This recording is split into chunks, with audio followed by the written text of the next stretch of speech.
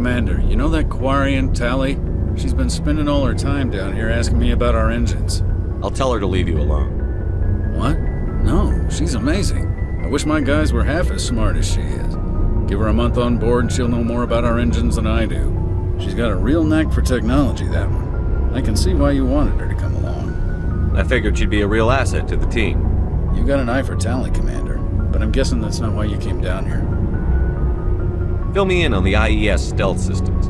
How does it work exactly? You can't hide a ship out in space. They emit too much heat and radiation, too easy for sensors to pick them up, unless you find a way to capture those emissions. So our stealth systems trap the energy we give off in storage sinks built into the ship itself. No emissions to give away our location. Eventually the sinks have to be vented. More than a few hours silent running and they overheat. Cook us inside our own hull. There's no way for anyone to detect us? A visual scan can still pick us up. Anyone looking out a window can see us plain as day. But you have to be pretty close to get an actual visual out in space.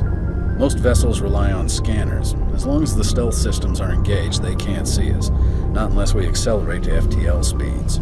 Why doesn't it work with faster than light travel?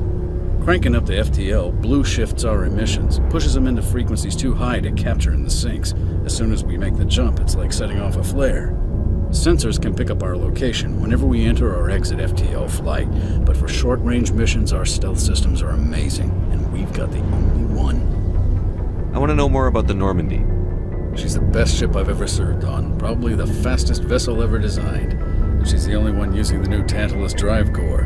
What's so special about the Tantalus drive core? Proportionally, it's about twice the size of any other vessel. Not only are we faster, we can run at FTL speeds longer before we have to discharge the core. Where else have you served, Adams? If you name a class of Alliance ship, I've probably served on it. Everything from dreadnoughts and carriers right down to frigates like the Normandy. My last assignment was on the Tokyo, only a cruiser, but she was a good ship. Couldn't hold a candle to the Normandy, though. Carry on, Adams. Aye, aye, Commander. Your ship's amazing, Shepard.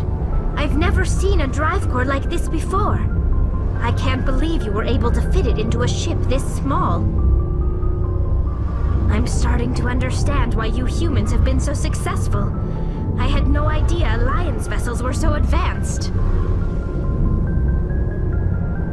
The Normandy's a prototype. Cutting-edge technology. A month ago, I was patching a makeshift fuel line into a converted tug ship in the flotilla. Now, I'm sitting on board one of the most advanced vessels in Citadel space. I have to thank you again for bringing me along. Traveling on a vessel like this is a dream come true for me. I had no idea you found ship technology so interesting.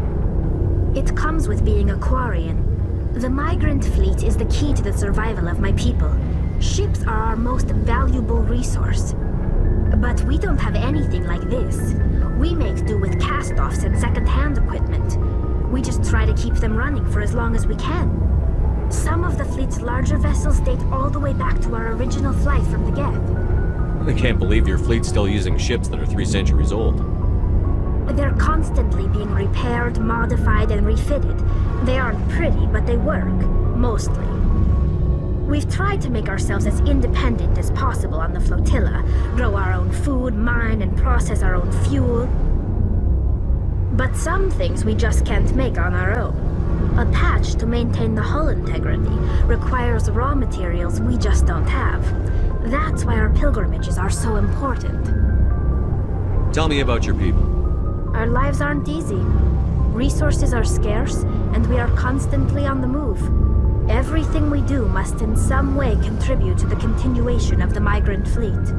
There are 17 million Quarians in the flotilla, and each of us relies on the others for survival. The bonds among my people are strong. Unfortunately, we have had to surrender many of the freedoms and civil liberties other species take for granted. What kind of freedoms? Well, it's illegal for parents to have more than one child. If our population grows too much, it would strain our resources to their breaking point. Of course, we also can't allow our numbers to become too few. If our population is in decline, the rule against single births is temporarily repealed. In extreme cases of population decline, incentives are even offered to encourage multiple births. though the Conclave hasn't had to take such measures in nearly a century. That's your government. The Conclave is our civilian branch of government. Each ship can elect a representative to serve on the Conclave and make decisions that affect the fleet as a whole. On matters that affect an individual ship, however, the captain has the final say. It's a tradition that dates back to the early days, when the fleet was governed by martial law. Fortunately, most captains nowadays are smart enough to have an elected council from their crew to give them advice and guidance. So the ultimate power rests with elected officials. In practice, the Conclave and the respective council for each ship tend to set the rules that govern our daily lives. But in theory, we are still under military jurisdiction.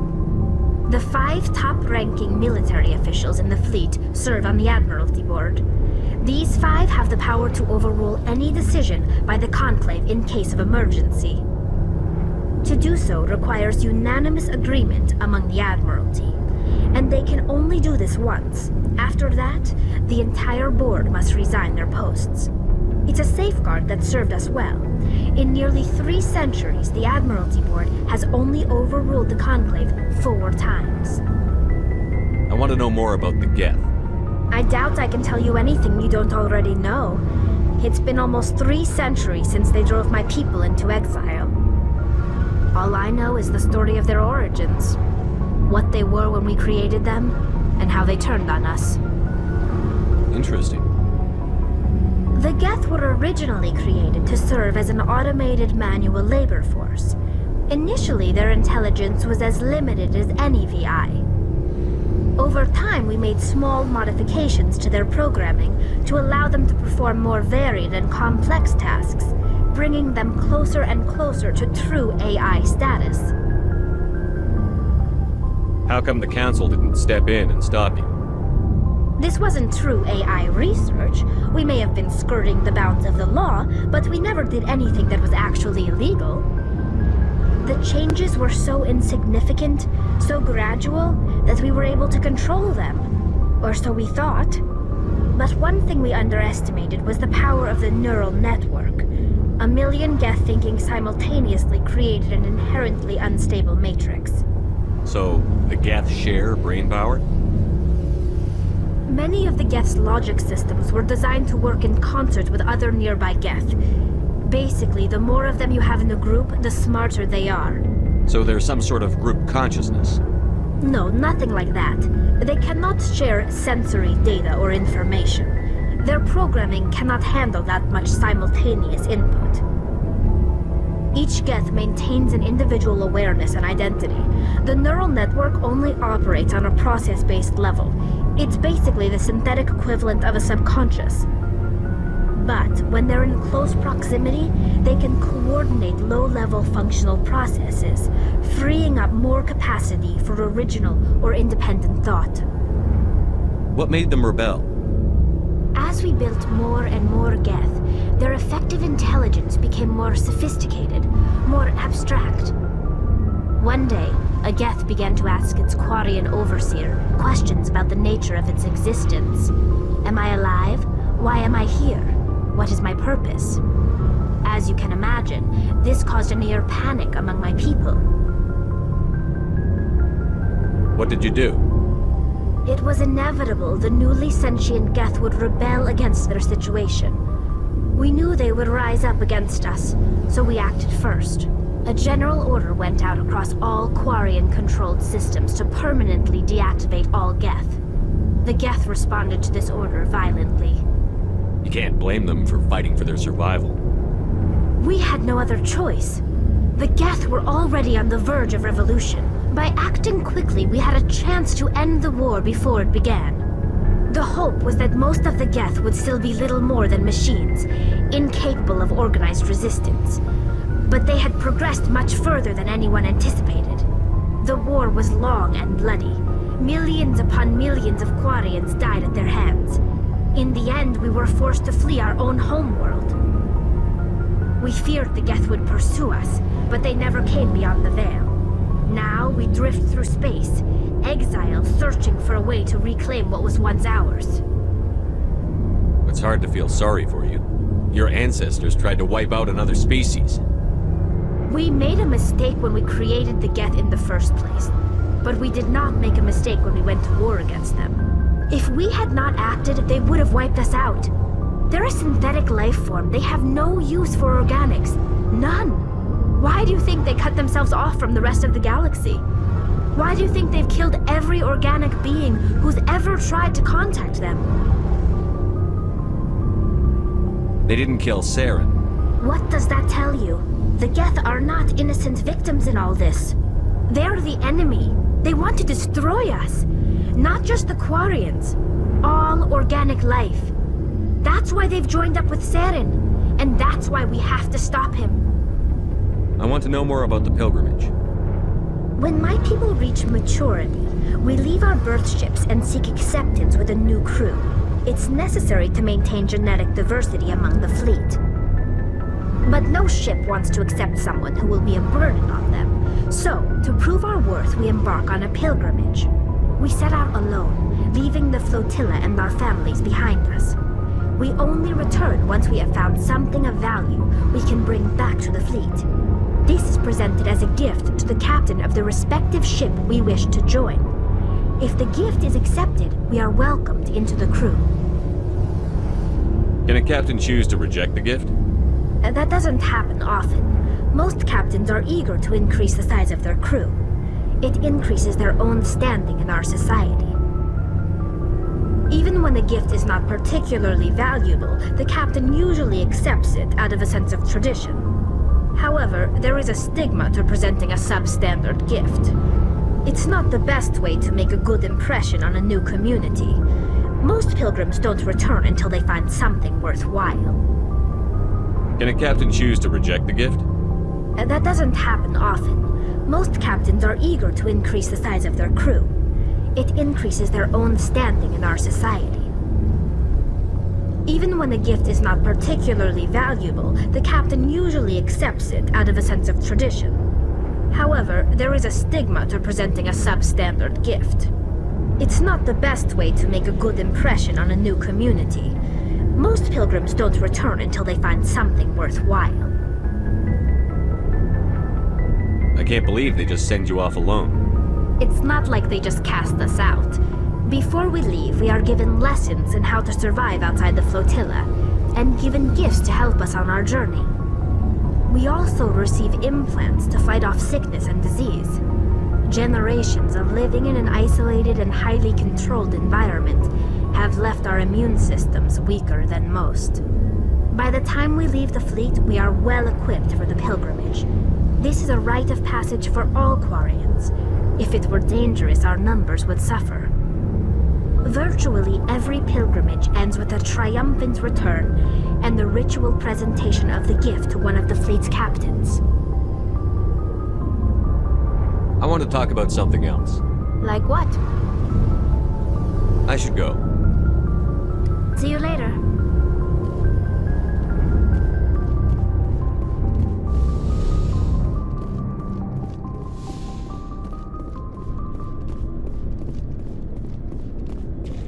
Commander, good to see you.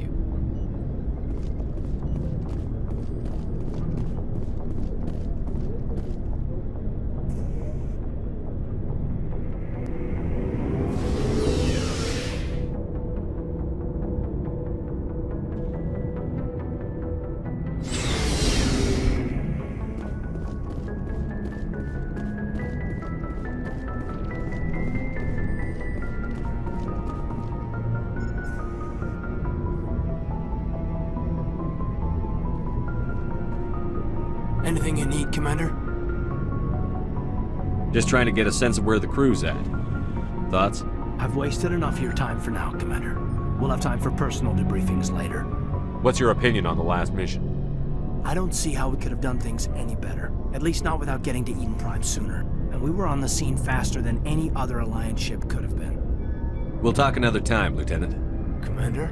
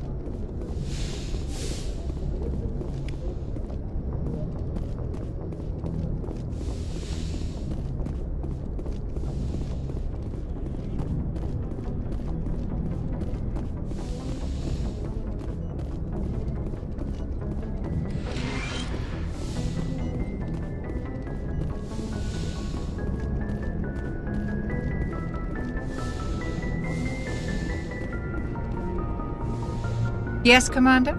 Is there something you need? How did you end up serving on an Alliance ship? I enlisted right out of med school. Earth always seemed boring to me. Too safe, too secure.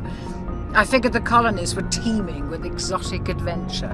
I wanted to travel the stars, tending the wounds of tough soldiers with piercing eyes and sensitive souls. Turns out military life isn't quite as romantic as I'd imagined. But humanity needs the Alliance if we want to keep expanding through the Traverse, and the Alliance always needs good doctors. So I stayed on to do my part. Ever think you made the wrong choice? Sometimes I think about opening a private practice back on Earth, or maybe taking a position at one of the new med centers out in the colonies. But there's something special about working on soldiers. If I left the Alliance now, I'd feel like I was abandoning them. How well do you know the Lieutenant? I'd never worked with him before this mission. But he has an impressive service record, over a dozen special commendations. Tends to keep to himself, though. Maybe because of the headaches. It's not easy being an L2. What does that have to do with it? Well, most biotics now use the L3 implants. Lieutenant Alenko was wired with the old L2 configuration. Sometimes there are complications. What kind of complications? Severe mental disabilities, insanity, crippling physical pain. There's a long list of horrific side effects. Caden's lucky. He just gets migraines. I should go. Goodbye, Commander.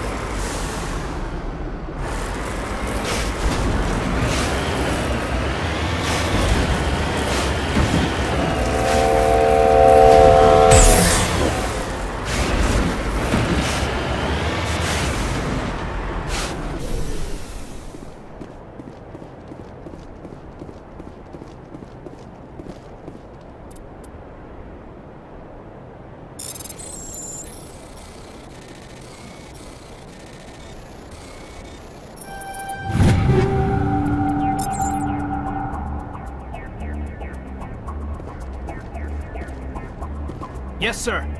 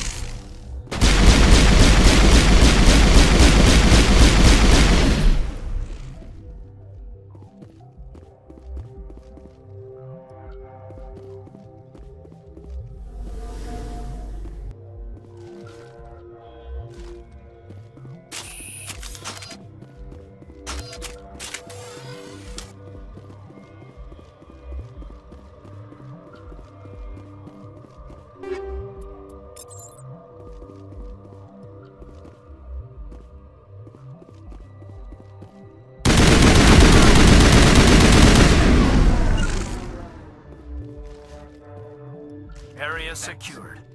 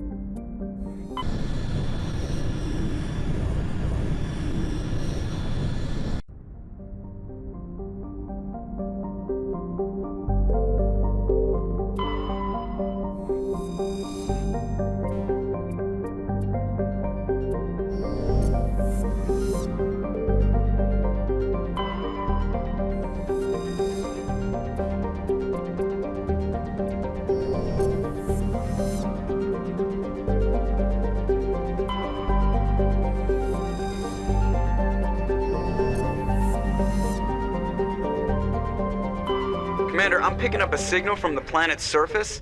It looks like an automated distress beacon.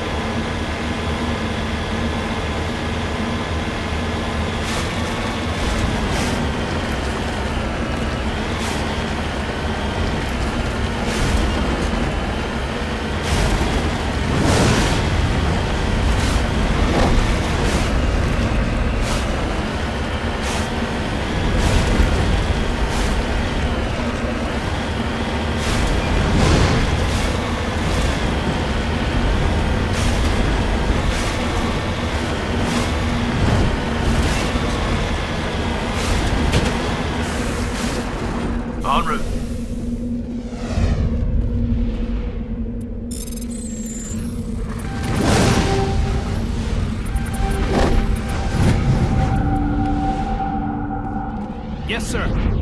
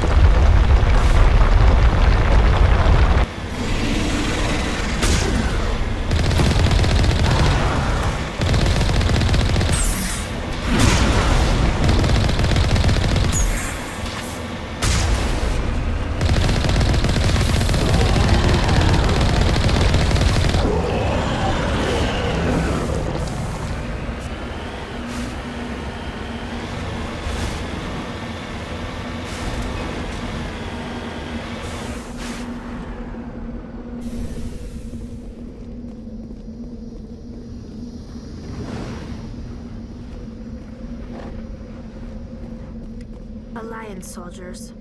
Looks like they were lured here by the distress beacon. These are Admiral Kahoku's men. We need to tell him what happened here.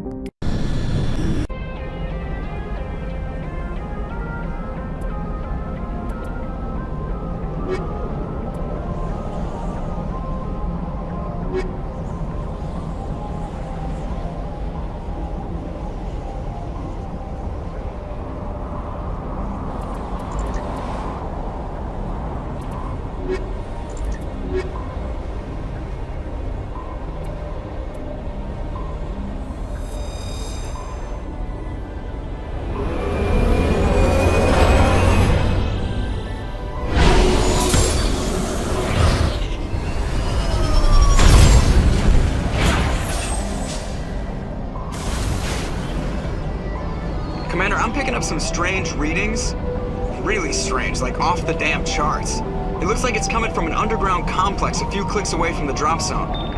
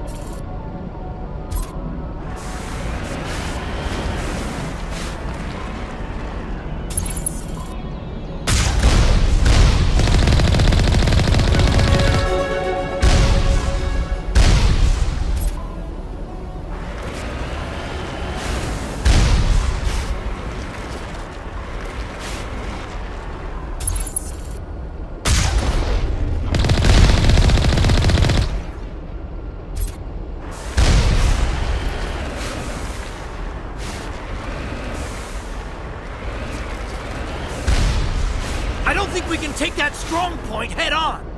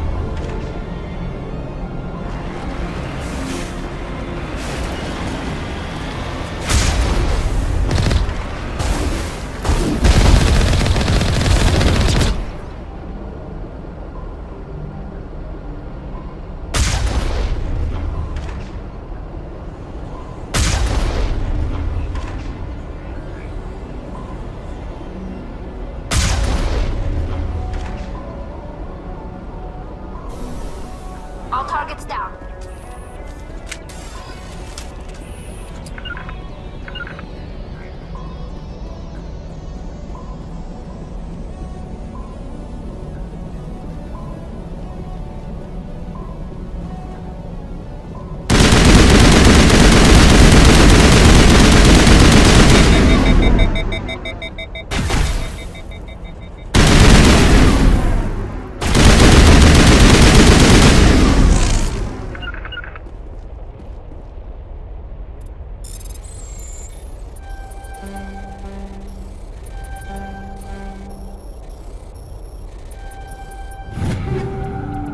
Area secured.